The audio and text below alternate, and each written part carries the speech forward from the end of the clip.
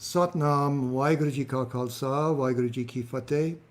Welcome to another episode in our continuing program, Home, Kirtan and Chat. My name is Pritpal Singh, and I'm very delighted today to welcome our guest today, who is, oh, wait a minute, just coming back. We lost him for a moment. Here we go, let's try again.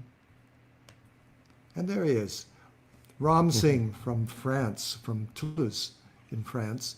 And we'll hear about his background in a little bit, but first we're going to hear some wonderful music. So Ram Singh, welcome, and please, whenever you're ready, you can play some music for us.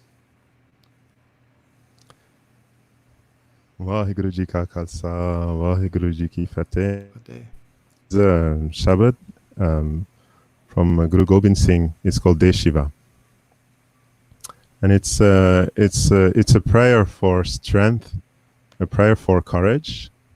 It's like there are many battles in life, and humanity is fighting quite a battle at the moment, and it's a prayer to inspire us to have the right attitude of courage, of strength, and prayerfulness in the battle.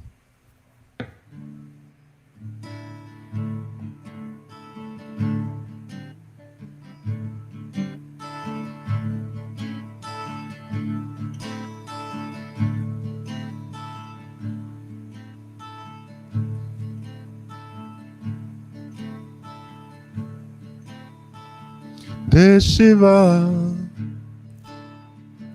De Shiva,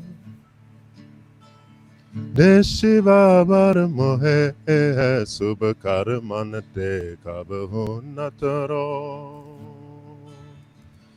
De Shiva bar mohe subkar manate kabhu nataro. De Shiva bar mohe subkar manate kabhu nataro. De Shiva bar mohe subkar manate kabhu nataro. De Shiva bar mohe subkar manate kabhu nataro. De Shiva bar mohe subkar manate kabhu nataro.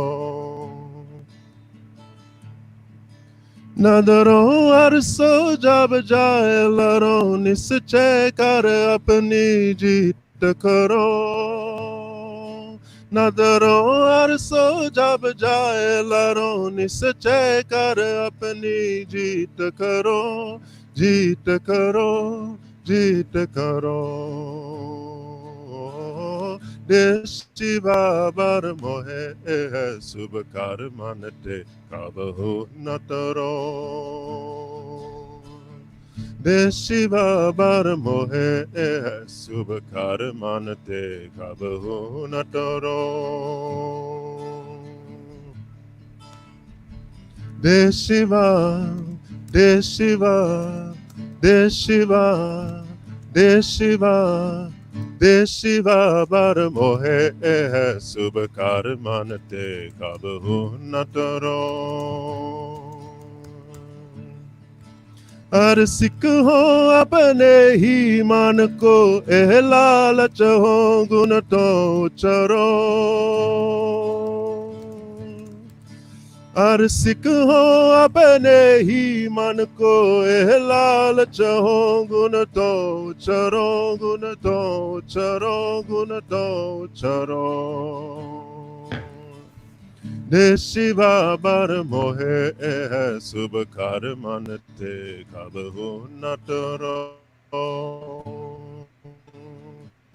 Shiva bar mohe subkar manate kabhu nataro. De Shiva, De Shiva, De Shiva bar mohe subkar manate kabhu nataro.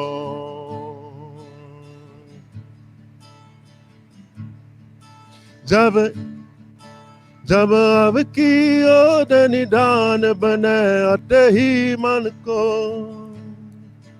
जब अब की ओर निदान बने अते ही run में तब जूझ मरो जब अब की ओर निदान बने अते ही रन में तब जूझ मरो जब अब की ओर निदान बने अते ही रन में तब जूझ मरो जूझ मरो जूझ मरो देशिवा बर मोहे है सुबह धर्म मानते कब हो नटरो देशिवा बर मोहे है सुबह कार मानते कब हो नटरो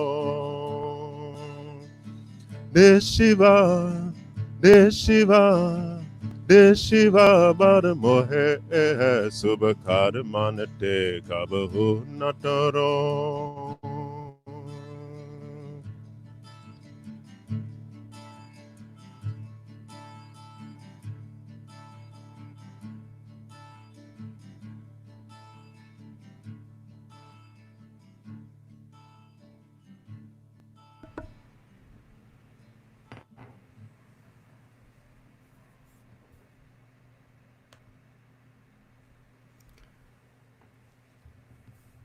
वाहिगुरु जी का खालसा वाहिगुरु जी की फतेह.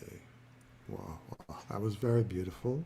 As Thank you. Of course, I'm not used to playing in this format. Made a few mistakes. I don't think anyone I'm really sorry. is.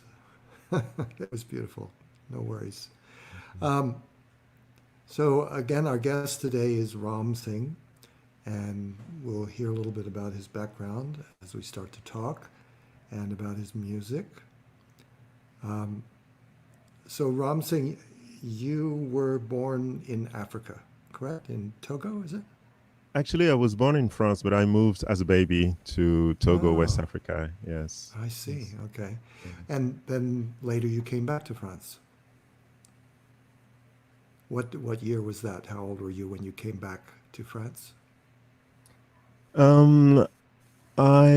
We moved to Togo in 78, and I came back in 95. So I was 18, 95. Ah, great. So you were already playing guitar, I would imagine, by that time, yes? Yes, I was already playing the guitar. I was offered a guitar by one of my uncles. And the first thing I played was mantras and Shabbats, actually. I started to play the guitar because that's what I wanted to learn. That's the kind of music I wanted to play.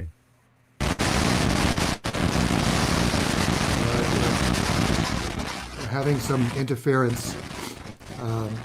Hopefully it'll go away in a moment. But I wanted to ask you, how do you see the African influence in your guitar playing? Were you able to hear me? Oh. Yes, sure. Can you hear me? Yeah. There is noise in Yes, the background. good. I don't know what to do about it. We'll just have to keep going. Okay, sorry. African influence, I guess the rhythm is important. That's something that I really, really like. Very rhythmic. And another thing is the richness of the melodies. I was very, when you're there, there's a lot of music playing in West Africa. There's a lot of music in the bars. There's music at many ceremonies as well, and the music has something kind of it's like a trance. The music they play in ceremony repeats itself over and over again. So it has something very, very hypnotic almost. And you were exposed to yoga at an early age, right, through your mother? Yes. I was quite young when my mother started Kundalini yoga, and I was very impressed by the music itself. The music was present all through my childhood, let's say, or late childhood from 5, and as a child I couldn't really I didn't have judgment on that music. I just liked it wherever it was from, whatever tradition it was. Some of that music was of Indian Punjabi tradition. Others were more Western. But in my child's ear, I would say it was just beautiful music, and I loved it from the beginning. I think that's really the music that convinced me that there was something to do in this tradition for me. I had something to do with this tradition. That's great.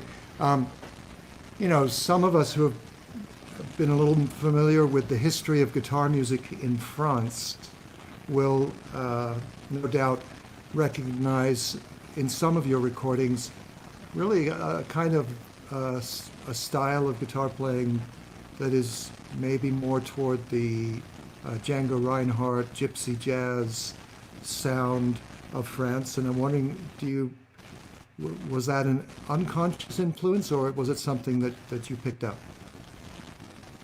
Oh, yeah. I mean, you're quoting masters of the guitar, of the guitar, and I'm at the feet of such masters.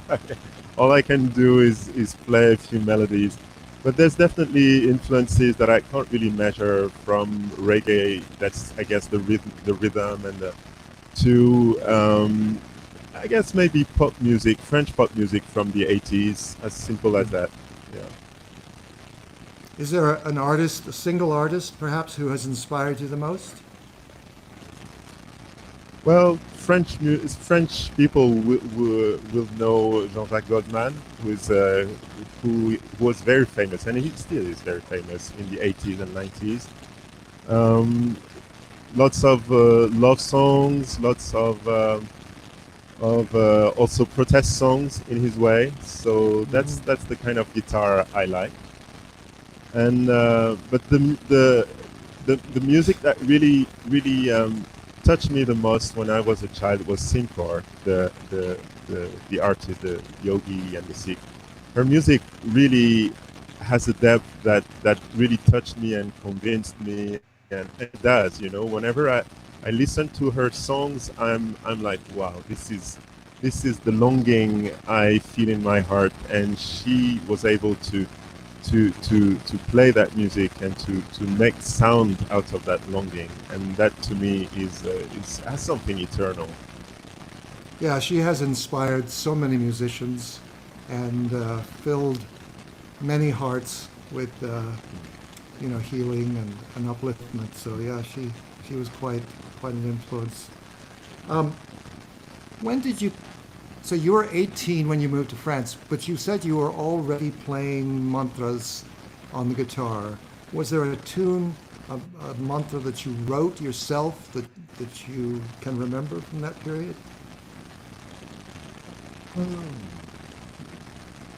Not really. Not really. I guess I just played what I heard, but I can't really remember that. Actually, I compose a lot, and it's like every new version of whatever I play will erase the previous version. So I know the feeling. Yeah, that's interesting. So sometimes I even have to record myself to keep track of some of those melodies. I've done that too, yeah. Your first recording was such a dynamic sound for a lot of people, Hariji, right? Your first recording. Yeah. And it brought a lot of attention to you. How did that feel? Did you know it was going to be such a success as you were working with it? Actually, I hoped so. I was very happy to have that experience in a studio with a friend. And I had the feeling that there was something there. There was something for me, but it was like it's like handmade. It wasn't professionally made, and none of my albums was actually professionally made. It was made with friends in studios, half professional, let's say, with lots of fun, lots of internal tension as well. That's why so far I've been quite reluctant to go back to studio, because it's such almost like a positively traumatic experience. It's like almost too much for my nervous system. But I know, and I promised so much to go back to studio and to record. I have enough tunes for maybe 3 to 5 albums now. Yeah. So Yeah. that's a promise I want to keep in the next few Well, years. that's good. We will all hold you to that promise Thank you. because we want to hear more. Your album 11, which came out, I think, the next year, 2008. Yes. So just building on that same energy, you were able to overcome enough of the trauma to get back into the studio and do another Yes. recording? It was in the continuity with the same team, and it might be the most personal album. The shabbats that I recorded and the mantras were, let's say, more personal to me. There was more of an African influence in it, and yeah, that was, and I remember the recording of the 31 minutes Waheguru with an Iranian flute player was a meditation in itself. I loved it so much. I loved it so much. And ever since when I listen to it, I'm like, wow. That flute player, I think it was my intention at that moment, was to also remind people of the Persian, the mystical Persian and cultural influence from Persia in Sikhi, in the Sikh tradition. Because my perception still is that history and the troubles of history have somehow separated the Sikhs from that part, from their West. While there is more of an Indian influence now in the music. Well, you can perhaps understand the connection to oppression and tyranny that was hand in hand with that Persian art influence. The music and the art. It was a great impact. It had a great impact. But it also came with a little dark side to it too. Yes, and I think it's probably more from 47, when Pakistan and India were separated. That's, I think, some of that influence also was lost on the way. If you listen to the rabab as an instrument, it's very dry. It's not really Indian. It's more from Afghanistan and from those countries. The sound of the rabab is definitely a rough instrument that has that influence. And unfortunately, there's not so many ragis playing the rabab at the moment. And the few rababs that I heard were actually not the rabab from the Sikh tradition, were shorter.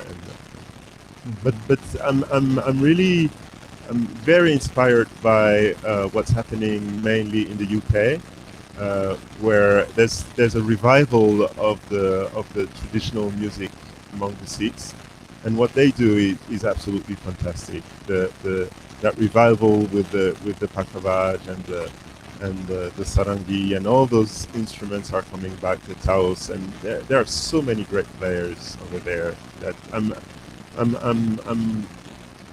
looking at that movement from a little bit of afar, but I'm very, very inspired by what they do. Yeah, a few weeks ago I had Ram Singh's son, Kid Singh, as a guest, and that was a fascinating discussion we had about the history of the rabab players, and Satwantakar, who works with you, her husband, of course. I can't remember his name. Harjinder? Ram Singh. Ram Singh, yes. So, and then his partner,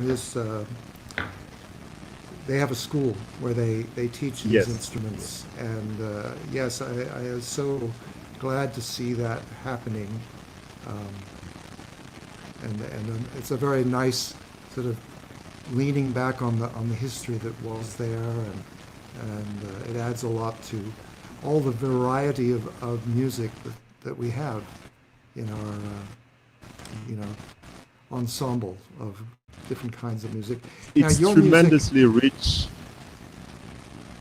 Yeah, it is rich, and I'm sure it'll continue getting richer over time.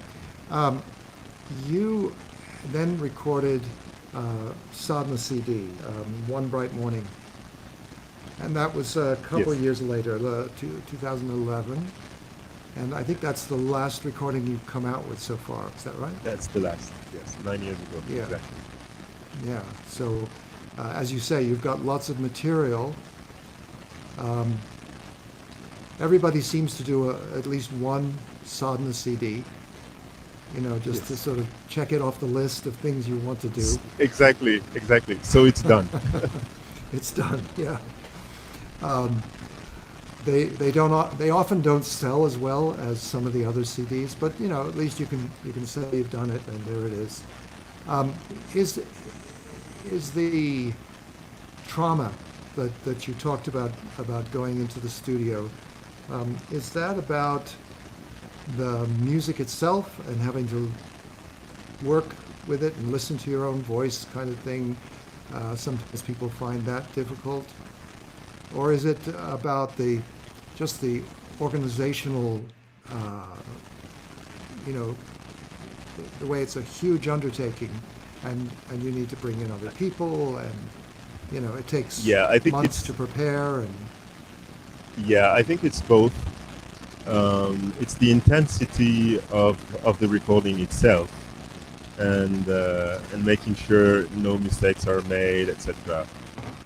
But um, as a musician, uh, I'm also, let's say, the artister of my project, and that's actually two different jobs. One is to be the artist, and another one is to be the director of the project. And I think that's the part that is the most tiring for me. mhm. uh, to really compose and think and have all that music in my head at the same time, and remember that the part where the cello will come in. And Mhm. so I need a very, very patient sound engineer. Those sound engineers are like Zen masters who can be so I, patient and so I is will tell so you much that goodwill. that if the money is there, then having a producer work with you can be a big relief on that side of things. Yes, The yes. last couple recordings I've done with a producer, and it really helps a lot because it's a voice in the discussion. Well, does this work? Does that work? You know, and I found it very reassuring that not every little decision was on my head. You know, so maybe that's something you can look forward That's to right. trying at some point. I should definitely. Thanks for So that. Thank you. yeah, yeah. So um, you do a lot of traveling between Europe and Africa teaching. Uh, do you find that there are particular pieces of music, chants, mantras, shabads that are more uh, welcome in, let's say, Africa, or more welcome in Europe? Is there any difference in the way people react to your music? Um, I wouldn't say so. I guess it depends on the environment. I remember teaching in Kenya some years ago, a few years ago, and people bring their own sensitivity, their own voice, their own understanding of the music. And somebody had an instrument. It's just like a half. Um, in French is calebasse. I think it's a kind of gourd, Hmm. and it has a very, very deep sound. And he was drumming on it, and it completely shifted it was a sadhana or mantra circle. I don't remember, but it completely shifted the atmosphere into something different, something more East African. Yeah, So I just basically I don't really adapt anything to the audience. I just play what's in my heart. But then people who participate will bring their own voice and their own sensitivity in such a way that the moment become its own thing. Another thing we did some years ago as well. I was in Burundi. Burundi is a very small country, and I have a friend who lived there, and he was a Kundalini yoga teacher there. He happened to stay there for a few years, and he initiated Kundalini yoga in Burundi, very small country, very poor in Central Africa. And he did so well that we finally had a couple of level 1 trainings, Kundalini yoga teacher training there. So I was there with a group of mostly young people, men and women. And one evening, somebody had a drum, and we started playing mantras. And something really was intense, because their life is intense, politically and economically. It's very troubled, and lots of pain. But that moment really touched me, because their presence and their drumming and their voices could express all that feeling in the mantras. That's something I often say. Feel free to express your emotions and to express your feelings while you chant, because it's sacred songs, and it goes straight to God, whatever concept we might have of God, goddess, but it is heard. That's what I mean. The emotion you put in those syllables, those sacred syllables, in the way they are combined and permuted, it's going to be heard, and it's going to be responded to. So that's really the kind of space I try to open whenever I play mantras, and the response is good everywhere I play. I'm sure it is, and I think you're right about using that time when you're chanting to open up and release and just let it go. So much better that should happen at that time than when you are needing to focus on something different. Exactly. So, we have some questions. I'm going to bring them up on the screen. The question is, what is your go-to mantra when you want to invite creativity into your realm?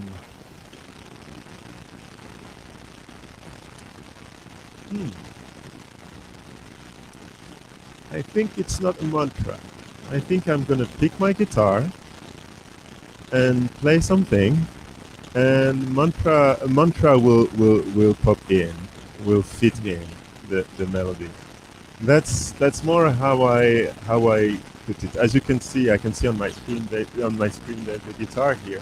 And something I found in my early 20s was that the guitar should always be seen. There's always one guitar that I can grab at any moment whenever I feel like releasing something. And I'm always trying a little bit of some melodies here and there, and mostly I will try it with Waheguru, because it's simple to play. It's simple it fits with many melodies, let's say.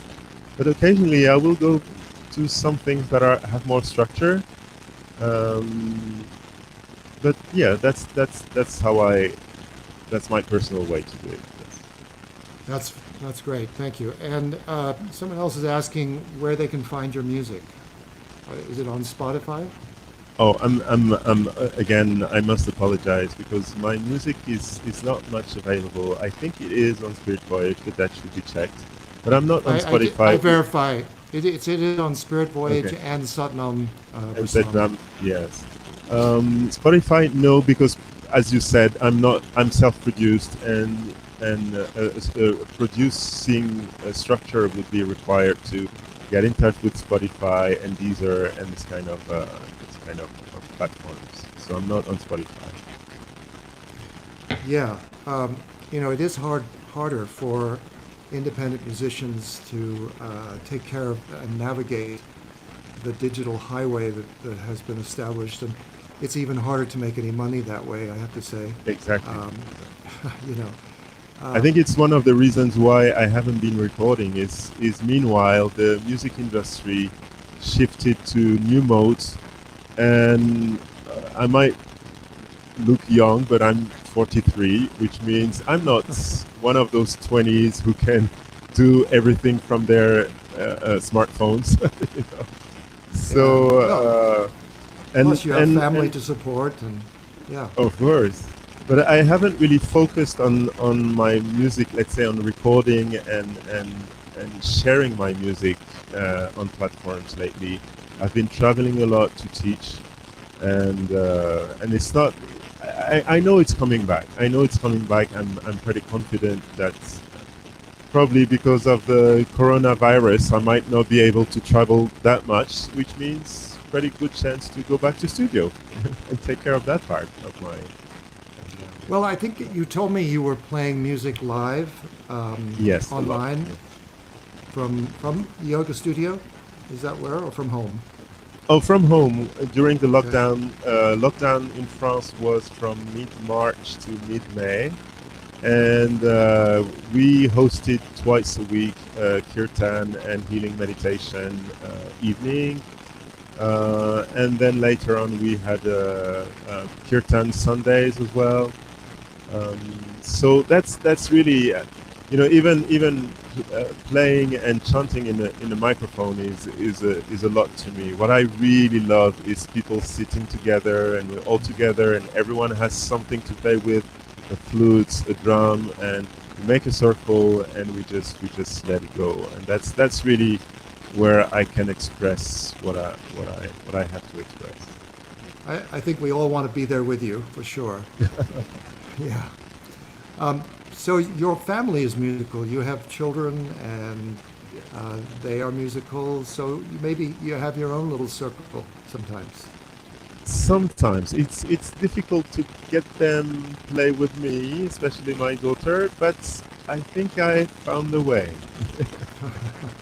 And as I told you earlier, no, it was such a joy to play together. She's 12 years old. She's a very talented piano player, and playing with her was really like a sacred moment to me because I really felt now we can share something, and not that she's reluctant, but it's not the kind of she studies classical music, so it's not the kind of music she studies, but at least she's open to it, and I was very proud. That was last week, and I was so proud to play in a mantra circle in front of people playing with her. My son is younger. He studies the saxophone, and we're already playing together sometimes, improvising a few things. So, chances are we'll be playing together, the three of us, while I my love wife this. is the producer. Well, that's as it should be, I think. Always the mother in charge. Um, the saxophone is a beautiful instrument, and for a long time, I think nobody really included it much in kirtan. But I think when it's played tastefully, it's beautiful. So Yeah, we went it's to a, something to to look a, to forward a to. yes, we went to a classical music concert, Indian classical music concert recently, and the man, he's an Italian musician, and he played the saxophone in the Bansuri flute way. It was very, Mm, very nice. And I guess our intention as well is to not lock our children to the instruments they studied. that's right. Because from the saxophone there's so many other instruments you can play, and so one of the instruments I really like and I would love to include it in one of my next albums is the duduk. It's this very, very oriental flute from Armenia, and it has something so deep and so, let's say, there's, yeah, again, lots of longing. I think it's one of the common ingredients of the music I want to play is it should have that longing. I mentioned Singpar in the beginning, and that's also this very specific sacred sadness that I can't resist. It's to me it's the very essence of sacred music. Is the longing. Yeah, it's beautiful. It's wonderful to discover new musical instruments, new sounds that touch our heart, touch the strings within us. You know, I remember a couple of years back at the European Festival, there was a woman there playing this amazing violin type instrument from Sweden. I think. Do you remember Oh that? yes, Yes, I she's don't. from our Sangat, from Toulouse. Yeah. Yes, yes, Oh, from Toulouse. Oh, okay. yes, yeah, What an amazing instrument. That yes, was really something. And yeah. then It's the nickel arpa, nickel that's arpa. right. It's Yeah, yes, beautiful. And then, of course, Simrit Kaur from the United States has been touring with a musician who plays the the kora. kora Yeah, from beautiful. Senegal, from West Africa. Yeah, Yes. it's beautiful. Just amazing. Actually, the kora is an instrument for praise. It's used Ah, for praising, uh, praising the village chief, or praising the religious leader, for instance. And so it already has that praising, let's say, nobility in its sound. yeah, indeed. Um, I would love it if you feel like you'd like to play something for 5 minutes, a Sure. mantra, shabad, anything, a song. It really doesn't matter at this point. Um, So that's Anybody who's listening, if you have any final questions, just go ahead and put them in the comments and we can just catch them before we finish up for the day. So I encourage you all to check out the recordings that I mentioned earlier that are available through spiritvoyage.com or satnam.eu is another place you can go for them. And anyway, Ram Singh, please go ahead.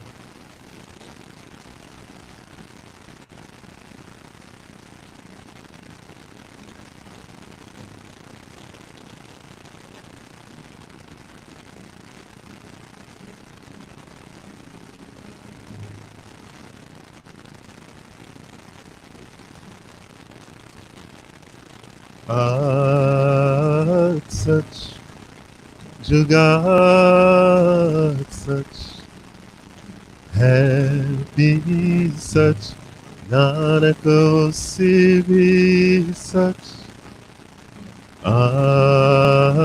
such jugat such happy such nanako sivi such such jugat such happy such nanako sivi such such jugat such happy such nanako sivi such such jugat such happy such nanako sivi such such jugat such happy such nanako sivi such such jugat such happy such nanako sivi such such jugat such happy such nanako sivi such such jugat such happy such nanako sivi such such jugat such happy such nanako sivi such.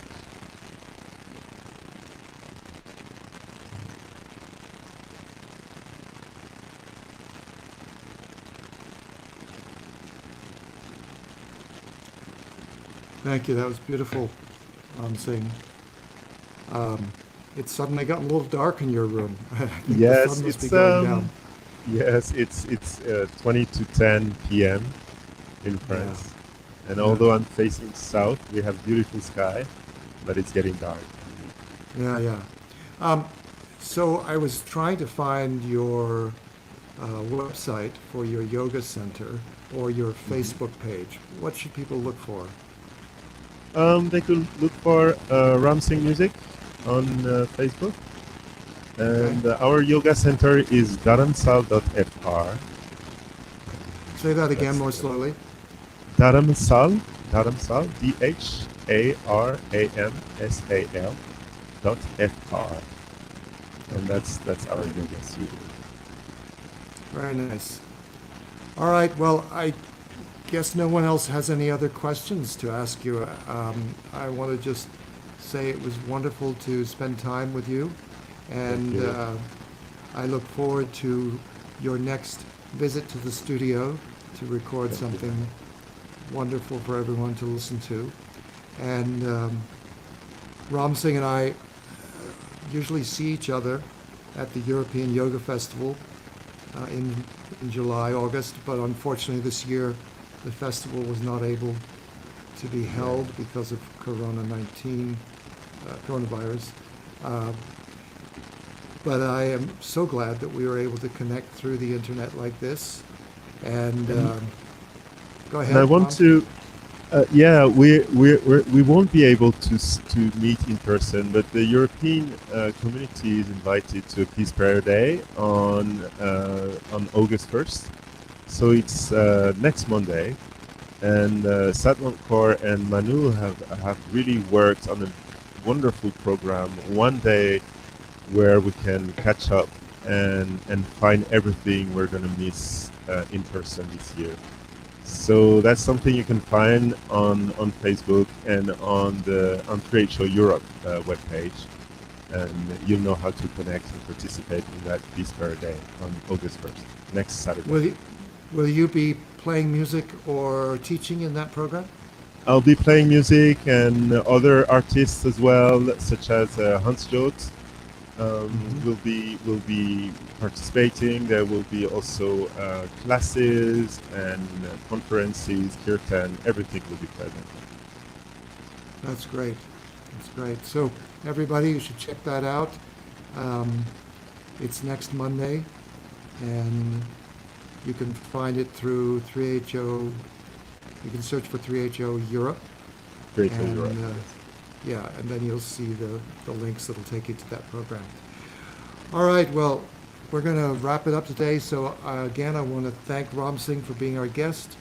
Thanks to all of you who joined in this live session. Please do like this program and share it with people far and wide. And next week, Friday, my guests will be husband and wife, Haribhajan Kaur and Siri Chand Singh. And Oh, they will be, yeah, we're yeah, so lucky. I love her music. I love her voice. Wow. exactly. Yeah. So again, another great uh, artist in our program. So stay tuned for future programs that we'll be having throughout the rest of this month and in through August. Also, please check out the program on Tuesdays and Thursdays if you haven't already. Love to see you there. And again, we're going to say thanks and adieu to our friend Ram Singh, Thank you. and blessings to him and his family.